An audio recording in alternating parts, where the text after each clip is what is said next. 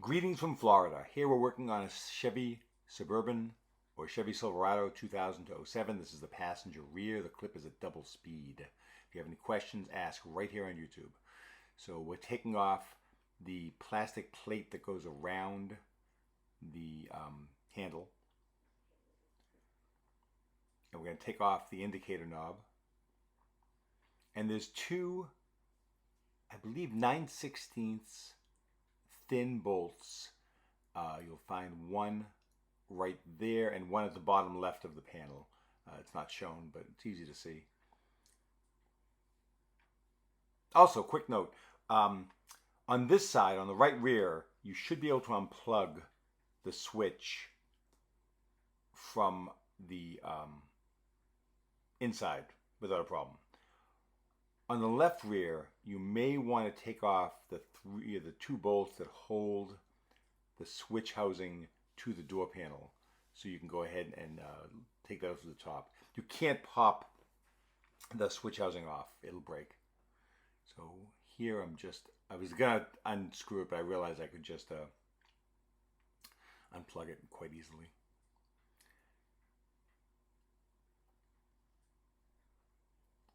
And we'll just put that aside.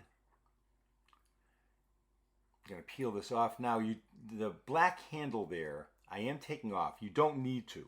You can probably do this without taking off that handle, but I'm doing that just so you can see everything.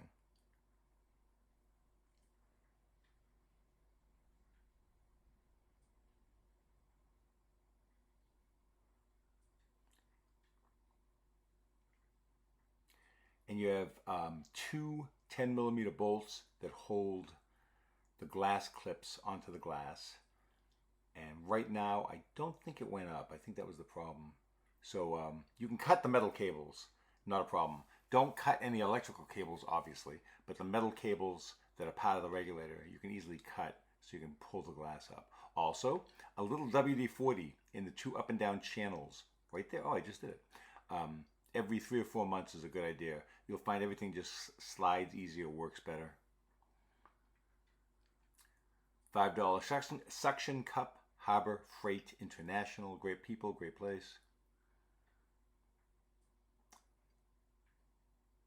Take off the speaker.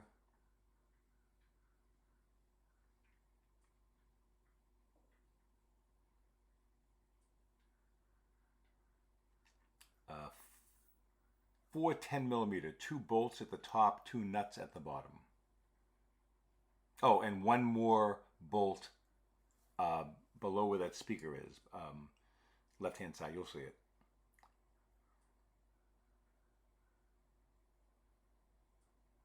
Out with the old. And when I did this, I realized I didn't have the right part with me. So there's a quick jump cut where I stopped, had to go get the other part, come back.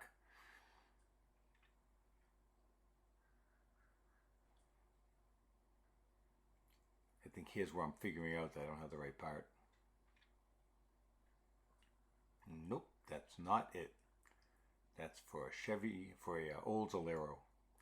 So here's the cut coming up right about now.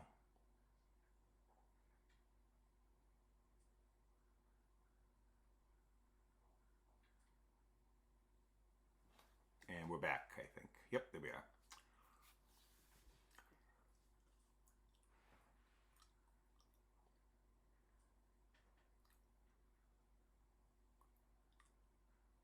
I had left the glass down while I went to get the part. I didn't want to take a chance on the glass falling and breaking.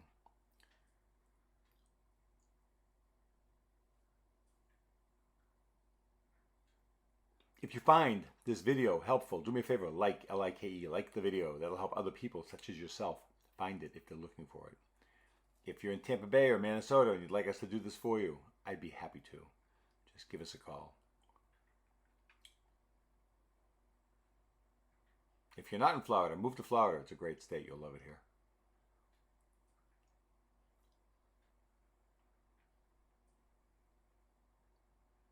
So I'm loosening the two 10mm bolts that came with this regulator.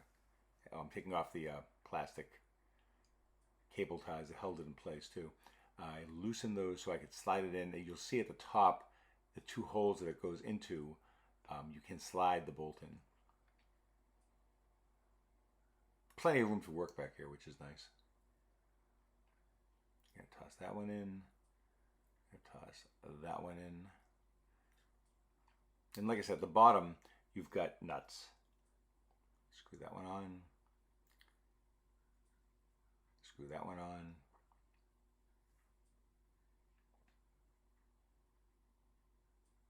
And don't forget the 10 millimeter bolt, bottom left, under where the speaker goes. Tightening those down. I'm missing a nut right there, so I gotta go get another nut. I thought it might have fallen into the bottom of the door. It did not.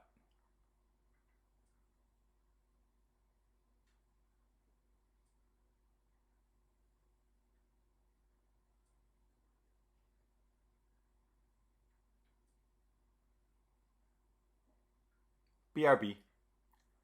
Just go get a nut. Again, any questions, go ahead and ask right here on YouTube. I'd be glad to go ahead and answer them for you, and then everybody can see it.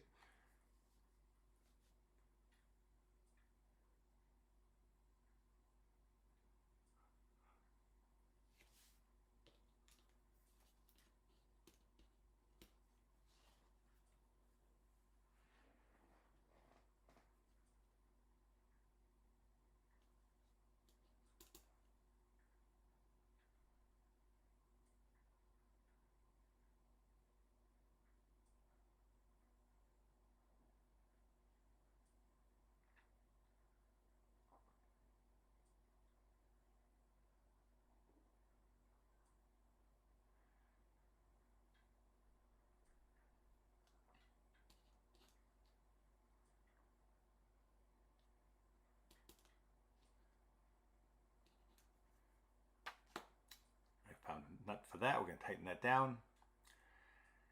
And now you get two choices. You can go ahead and turn the key on, plug the switch in to go ahead and test it out. I'm going to apply current directly to the window motor using a couple wires and the battery pack for my cordless screwdriver. Just attach the wires to the battery pack on your cordless screwdriver, touch the wires to the two terminals on the window motor, and you can power it up and down. It's just an easier way to do it instead of running over. Don't forget to plug the switch housing in when you're done, but you got it.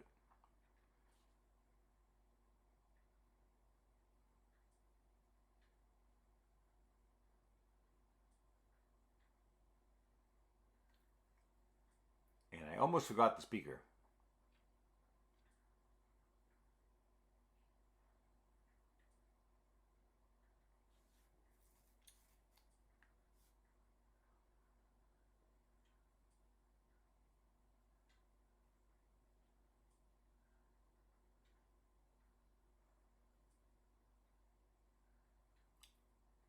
Which I remember just now. So plug in the speaker.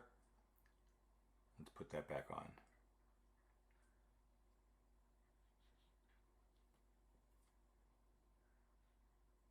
By the way, this is the Silverado and Suburban. Well, the Suburban's obviously a quad cab. I think the Silverado came in extended cab too. The extended cab would be different. So remember that.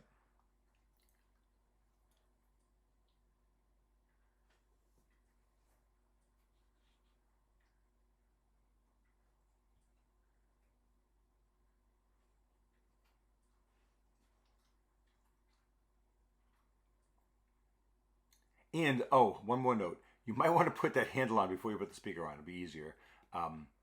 If you do it like that, it goes up against the speaker and it's a little more challenging.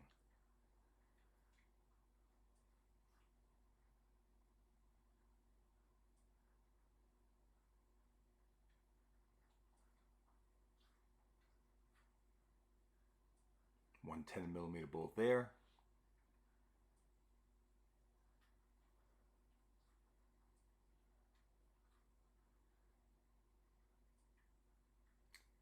And I think you'll find the rest of this pretty simple. So if you have any questions, go ahead and ask. Go ahead and like the video.